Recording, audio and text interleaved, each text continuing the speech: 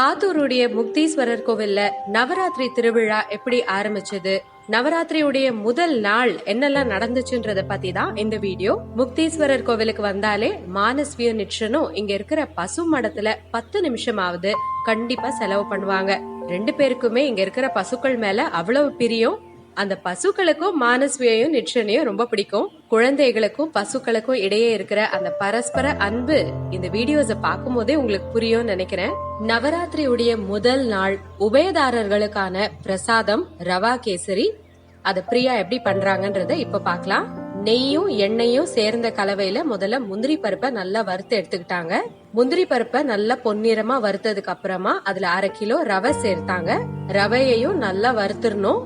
தேவையான அளவு ஏலக்காய் பொடி சேர்த்துக்கிறாங்க. கொஞ்சமா ரவா கேசரிக்கான கலரை சேர்த்துக்கிறாங்க. தேவையான அளவுக்கு தண்ணி ஊத்துறாங்க. வெள்ளிக்கிழமை ரவா கேசரி செய்யும் போது பிரியா 1/2 கிலோ ரவை பயன்படுத்தினாங்க. இந்த தண்ணியுடைய அளவு கிட்டத்தட்ட 3/4 லிட்டர் இருக்கும். 1/2 கிலோ ரவைக்கு 3/4 லிட்டர் தண்ணி ரொம்ப சரியாவே இருந்தது. ஒரு ரவை ஒரு வெரைட்டி இருக்கும். நீங்க யூஸ் பண்ற ரவையோட வெரைட்டியை பொறுத்து நீங்க தண்ணி சேர்த்துக்கோங்க. தேவைப்பட்டா அப்புறமா கொஞ்சமா சுடு தண்ணி கூட சேர்த்துக்கலாம். ரவை நல்லா வெந்துருச்சு. கலர் ரொம்ப ஜோரா இருக்கு இல்லீங்களா? இப்ப தேவையான அளவுக்கு சர்க்கரை சேர்த்துக்கிறாங்க. ரவை 1/2 கிலோ எடுத்துக்கிட்டதுனால பிரியா 1 கிலோ சர்க்கரை சேர்த்துக்கிறாங்க. எப்பவுமே 1:2 தான் ரேஷியோ. எந்த கப்ல நீங்க ரவையை அளக்குறீங்களோ அதுலயே 2 பங்கு சர்க்கரை எடுத்துக்கணும். சர்க்கரையெல்லாம் கரைஞ்சு வந்துருச்சு பாருங்க. இன்னும் கொஞ்ச நேரம் கிளறி இறக்கிட்டா அவ்வளவுதான், சுவையான ரவா கேசரி தயார். முதல் நாள் உபயதாரர்களுக்கான பிரசாதம் இந்த ரவா கேசரி தான். வெள்ளிக்கிழமை அமாவாசையாகவும் இருந்ததுனால முக்தீஸ்வரர் கோவில்ல இருக்கிற வாராகி அம்மனுக்கும் சிறப்பு அபிஷேக அலங்காரம் எல்லாமே நடந்தது. அந்த காட்சிகளை தான் நீங்க இப்ப பாத்துட்டு இருக்கீங்க. அபிஷேகம் முடிஞ்சதுக்கு அப்புறமா யாகத்துல வச்ச இந்த கலச தண்ணிய தான் வாராகி அம்மன் மேல ஊத்துவாங்க. ரொம்ப இனிமையான நாதஸ்வரம் தவில் இசையோட வாராகி அம்மனை தரிசனம் பண்ணுங்க.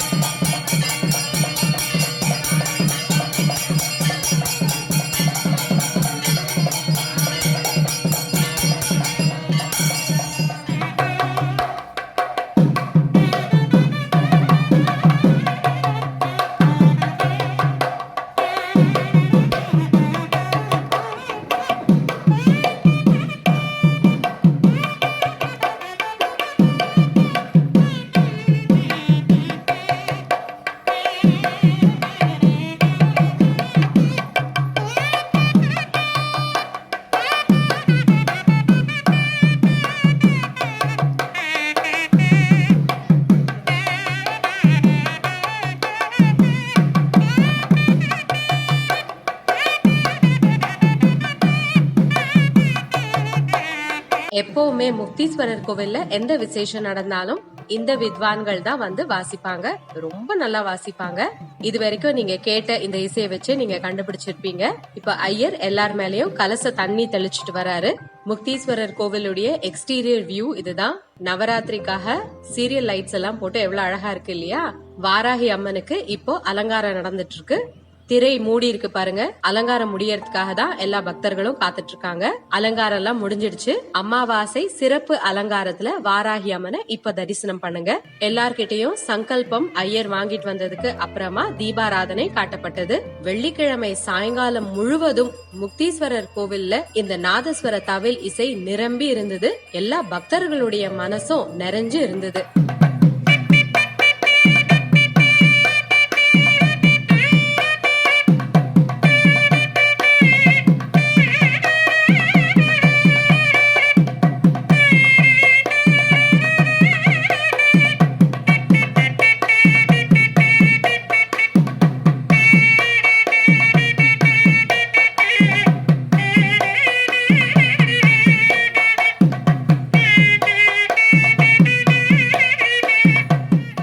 வாராகி அம்மன் சன்னதியில எல்லா விதமான சம்பிரதாயங்களும் முடிஞ்சது. உபயதாரர்களுக்கு மரியாதை செலுத்தப்படுது. நவராத்திரி அன்னைக்கு ஒவ்வொரு நாளும் ஒருத்தர் உபயதாரர்களா இருப்பாங்க. இப்போ உபயதாரர்களுக்கான ரவா கேசரிய தான் பிரியா டப்பால போட்டுட்டு இருக்காங்க. இந்த பிளாஸ்டிக் டப்பால போட்டு ஒரு ஸ்டீல் தூக்குள்ள போட்டு கோவில் பையில உபயதாரர்களுக்கு இந்த ரவா கேசரி பிரசாதமா வழங்கப்படும். நவராத்திரினாலே கொலு தானேங்க. இப்போ ஆத்தூர் முக்தீஸ்வரர் கோவில்ல மண்டபம்ல வச்சிருக்கிற கொலு பகுதிக்கு வரலாம். குத்து விளக்குகளை என் மாமியார் ஏத்திட்டு இருக்காங்க. இதுதாங்க ஆத்தூர் முக்தீஸ்வரர் கோவில்ல இந்த 2020ஆம் வருடம் வைக்கப்பட்ட கொலு. சோமஸ்கந்தர், பிரியா விடையோடைய மூர்த்திகள் எல்லாம் பாருங்க. எல்லா ஈஸ்வரர் கோவில்கள்லயும் இவங்க கண்டிப்பா இருப்பாங்க. செங்கல் களிமண்லாம் வச்சு இந்த கோவில் ஸ்ட்ரக்சரை நீங்க பாக்குறீங்க இல்லையா? ஆத்தூருடைய அரவிந்த்ன்ற பையன் தான் இதை செய்தது. புரட்டாசி சனிக்கிழமை வர்ஷிப் vlogல நீங்க கண்டிப்பா அரவிந்த பாத்திருப்பீங்க. அந்த அரவிந்த் தான் இதை பண்ணது. கொலுக்கு முன்னாடி சிம்பிளா நான் ஒரு கோலம் போட்டிருக்கேன். இப்போ ஒவ்வொரு படியிலயும் என்னென்ன பொம்மைகள் வச்சிருக்காங்கன்னு பாக்கலாம்.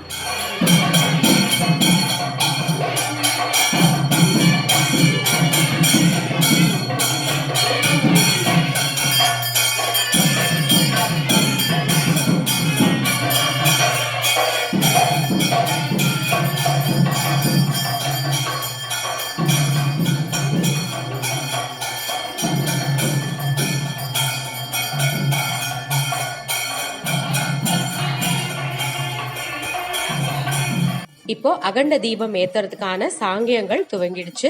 முக்தீஸ்வரர் கோவில்ல இருக்கிற மூலவர் அம்மன், அதாவது தர்ம சம்வர்தினி அம்மன் கிட்ட இந்த அகண்ட தீபத்தை வச்சு ஏத்திட்டு அப்புறமா தான் கொலு கிட்ட எடுத்துட்டு வருவாங்க. அததான் கோவிலை சுத்தி இப்ப எடுத்துட்டு போயிட்டு இருக்காங்க. தர்ம சம்வர்தினி அம்மனுடைய சன்னதிய அகண்ட தீபம் வந்தடைஞ்சாச்சு. அதுவும் மேள தாளத்தோட அம்மன் கிட்ட இந்த தீபத்தை வச்சு எல்லா சாங்கியங்களையும் முடிச்சதுக்கு அப்புறமா ஐயர் அந்த தீபத்தை ஏத்தி வச்சாரு. முக்தீஸ்வரர் கோவிலுடைய தர்ம சம்வர்தினி அம்மன் எவ்வளவு அழகா இருக்காங்க பாருங்க.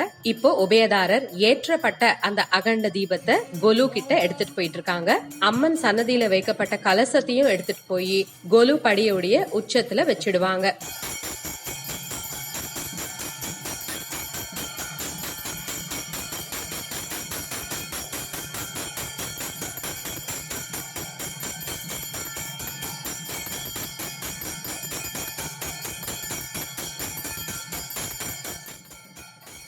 கலசத்தை கொலுக்கு மேல ஐயர் வச்சுட்டாரு.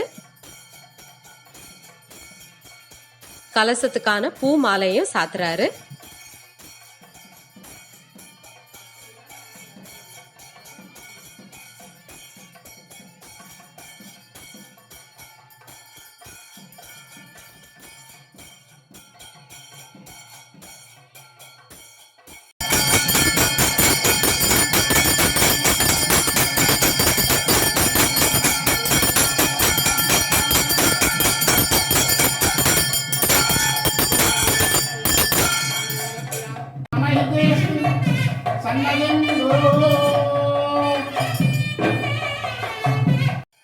கொலு பொம்மைகளுக்கு தீபாராதனை காட்டி வழிபாடு நடத்தியாச்சு.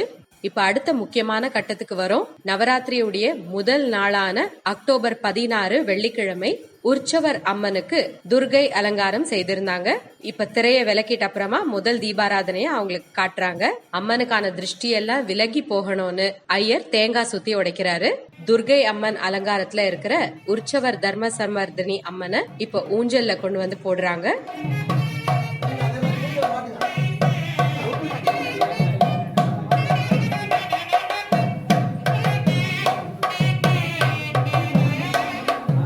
ரொம்ப நேரமா மண்டபத்துக்குள்ளேயே ஷூட் பண்ணிட்டு இருந்துட்டேன். அது மட்டும் இல்ல, துர்கை அம்மன் கிட்ட திரையும் போட்டுட்டாங்க.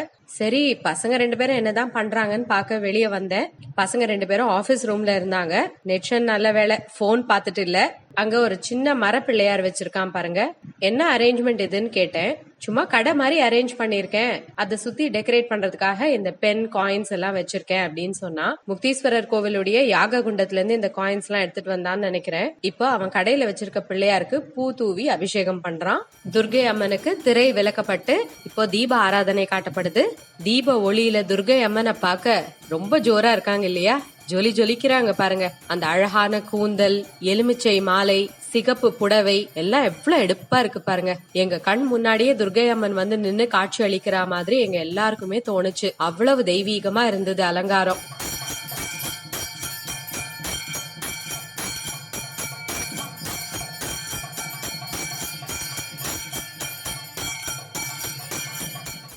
துர்கை அம்மனுக்கு விதவிதமான தீபாராதனை காட்டுவாங்க. இதெல்லாம் ஒரு வகையான சாங்கியம்.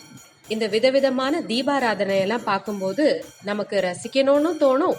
அதே சமயம் ஒரு பக்தி பரவசமும் நமக்குள்ள ஏற்படும். அதுக்குதான் நம்ம முன்னோர்கள் இது போன்ற சாங்கியங்கள் எல்லாம் ஏற்படுத்திட்டு போயிருக்காங்கன்னு நினைக்கிறேன்.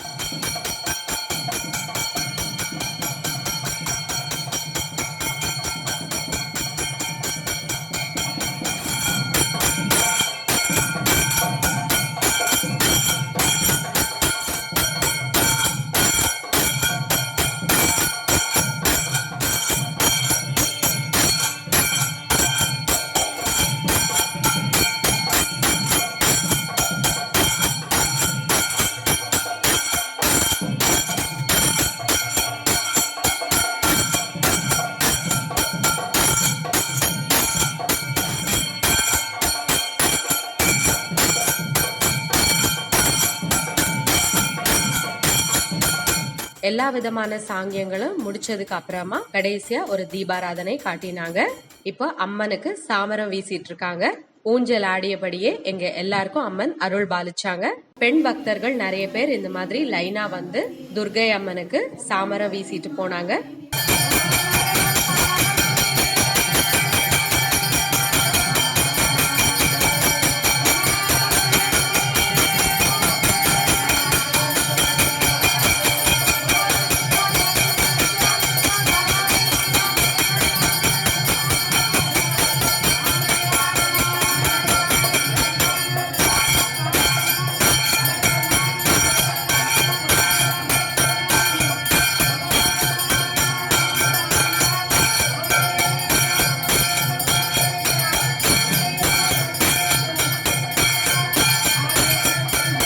கற்பூர தீபாராதனை முடிஞ்சதுக்கு அப்புறமா கூட்டம் கொஞ்சம் கலைஞ்சிடுச்சு.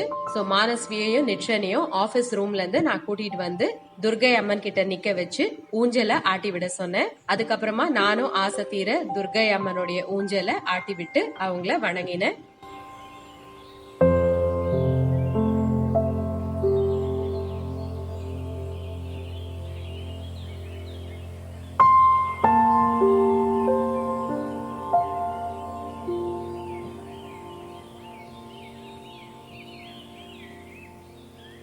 இரண்டாயிரத்தி 20ஆம் வருடத்துடைய நவராத்திரி முதல் நாள் ஆத்தூர் முக்தீஸ்வரர் கோவில்ல அம்மன் துர்கை அலங்காரத்துல இருக்கிறாங்க. அவங்கள கண்குளிர பார்த்து மகிழுங்க. இப்ப ஏற்பட்டிருக்கிற இந்த பெருந்தொற்று, லாக்டவுன் எல்லாமே கூடிய சீக்கிரம் இந்த உலகத்தை விட்டு மறையணும், எல்லாருமே ஆரோக்கியமா சந்தோஷமா வாழணும்னு துர்கை அம்மன் கிட்ட எல்லாரும் வேண்டிக்கலாம். நானும் வேண்டிக்கிறேன். இந்த வீடியோ உங்களுக்கு பிடிச்சிருக்கோன்னு நம்புறேன். பாய்.